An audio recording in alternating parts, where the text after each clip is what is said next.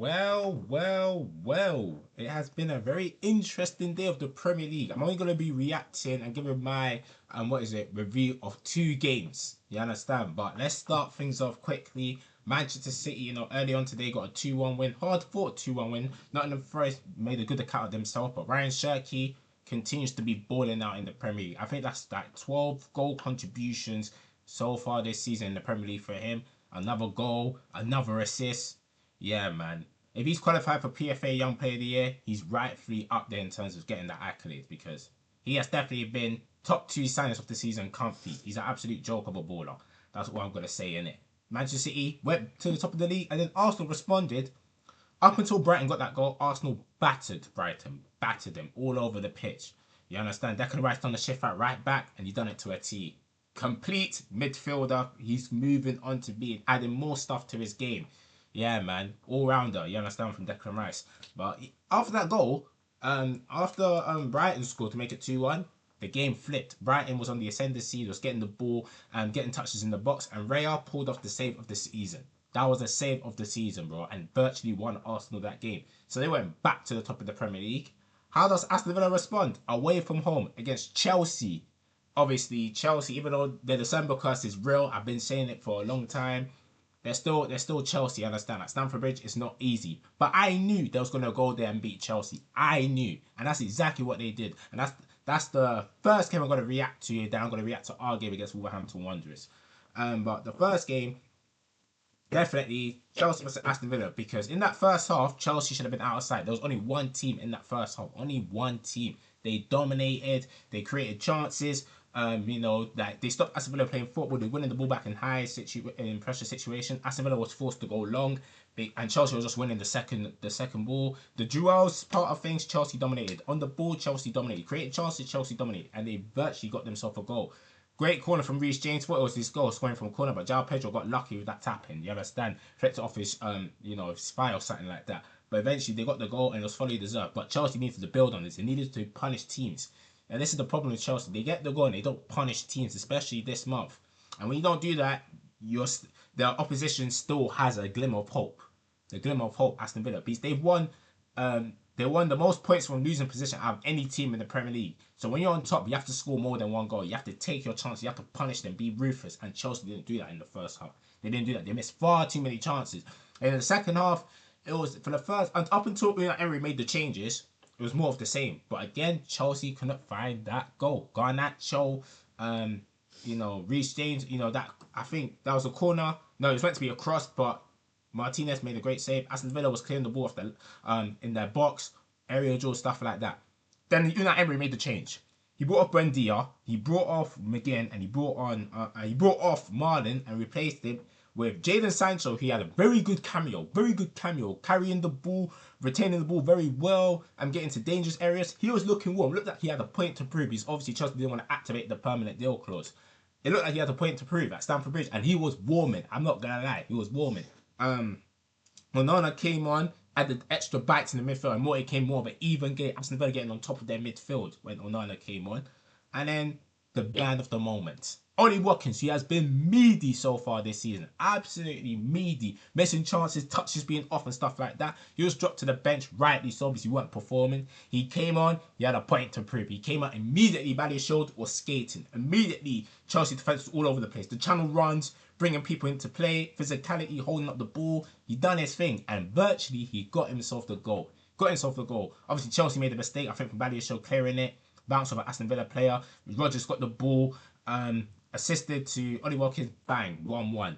Just as simple as that. If you don't take your chances, Chelsea, these things can happen. And that's exactly what happened. Aston Villa punished them, 1-1. And Aston Villa was on the ascendancy. Mattis, I feel like he should, if you're going to take the shot, you have to score. You have to, drill it across the keeper or slide through Tielemans. He did neither, and the shot was saved, and Tielemans was not happy at all.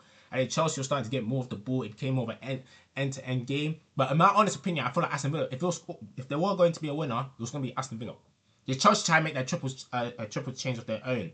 They brought on Gittins, they brought on Gusto, they took off Cucurella, they took off Garnacho, and then I think he brought on Esteval for Cole Palmer. So he tried Maresca. Obviously, he wasn't at the dugout because he was, suspension and whatnot.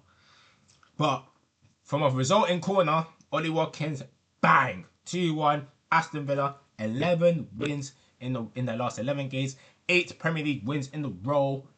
They are virtually in this title race. 100% they're in the title race. Title credentials, people was doubting it. They were showing their title credentials. They're going on mad running runs. They're coming from behind, winning games, showing mentality. It looks like they're serious about this title charge. Their next game is Arsenal. 3 weeks ago, they beat Arsenal at Villa Park. They've done the double before in 23-24. They've done the double before. There's no reason why they can't go to Emirates and do it again. Granted, Cash and Kamara suspended, so they're not going to be available for the game. But I feel like the mentality is drilled within the Aston Villa group. You understand? Like, once you get that goal, you have to kill off Aston. You have to score at least 2-3 goals to kill them off. The moment the game's in the balance, that's the worst thing you can do to this Aston Villa team. They will smell blood and they will eventually score goals. And that's exactly what they've been doing now. So, yeah, man. As for Chelsea, you know, they're below Liverpool. You understand? They're still chilling in 5th, if I'm not mistaken. Interesting. I told you the December curse is real. December, it's not their month. They lost to Leeds, they lost to Villa, they drew to Bournemouth, they drew to Newcastle, they beat Everton. December for Chelsea. It is what it is. On to my game. Obviously, before I touch on the Liverpool one, let me look at the stats from the game, you understand? Let me see if it's effective. Because Chelsea was really on top, you know? And then as soon as the change was made, the game flipped. Aston Villa was getting way more shots and stuff like that. They're getting way more shots on target, big chances. Their game flipped, and Chelsea had no answers for it at all. Obviously, people are going to question the recruitment in terms of they brought these players just to not like challenge for the league or be secure for the top 4. Well, what is the plan there? But obviously, look, Tielemans, very, very, very good game for him. Yeah, man. Reece James was quality. He done everything he could. Reece James. But it wasn't enough, man. And Chelsea hold that L. You understand? Ain't my fault, though. On to the Liverpool game. And by the way, performance-wise, I'm going to say it. In the second half, it was shades of the game against February against Wolves, which we won 2-1. It was not good. It was not good. Obviously, we sat back. Wolves was getting more on the ball. They were spending confidence. They scored a goal. Yeah, man, it wasn't a good look. Not too much to say about the second half performance. It wasn't a good look at all. But the first half, I have a lot to say. WIRTZ finally gets his first goal for Liverpool. Finally. 2-1 win. What is it? Our last 6 Premier League games, I think we're unbeaten now. Climb up to 4th position. The goal has been coming. The assist has been coming. He's been putting on stellar performances, but he wasn't getting rewarded. But today, people are going to say it's against Wolves. I don't care. Premier League opposition, you have to score them chances, and he scored. Ekitike for that assist, magical. Magical assist from Hugo Ekitike. Outrageous. Jeremy Frimpong, finally we had a wide player that can beat his man. He beat his man to unlock the defence and to cause that Wolverhampton defence problems. Virtually slided across Ryan Gravenberch. Top finish from a top player. Striker's goal right there from Ryan Gravenberch. You understand? But obviously, before that goal, like, it was slow possession, build up. Like, we wasn't being ruthless enough. It was trying to take things slow, which I wasn't really a fan of. But I've been seeing that for the majority of the season, so I already know what I'm in store for. You understand? I already know what I'm in store. The performance will not be great. And even though we're unbeaten in the last 6 games, the results has improved, but the performances hasn't. It hasn't improved at all.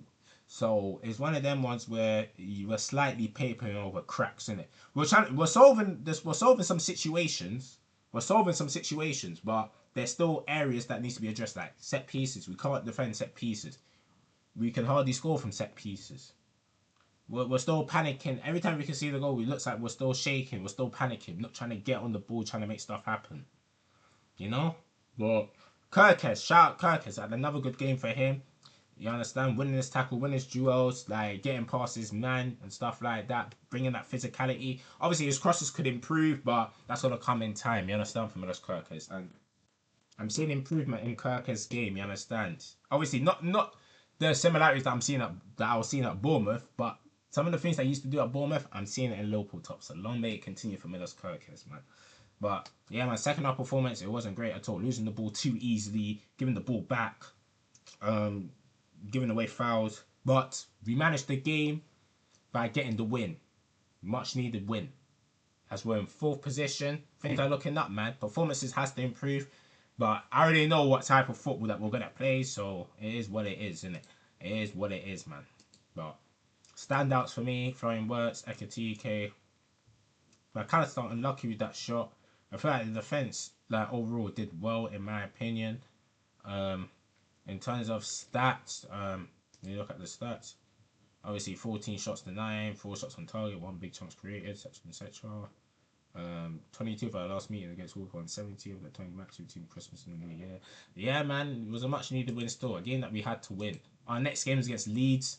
Things are looking up for the new year. We rounded up 2025 with a win. 2025 brought us ups and downs. By the way, you know, before the game, this is the first meeting that we had since the tragic passing of Diogo Jota and Andre Silva. Jota's kids family was there. Van Dijk was kicking ball with them. Condolences goes out to the family, and rest in eternal peace to Diogo Jota and Andre Silva. All day, every day. You never walk alone. Thank you guys for watching. Make sure you like, comment, subscribe. 288 subscribers. Make sure I get to 300. You understand? And yeah, man, what a win. What a weekend. Let's bring on 2026. Take care, you lot.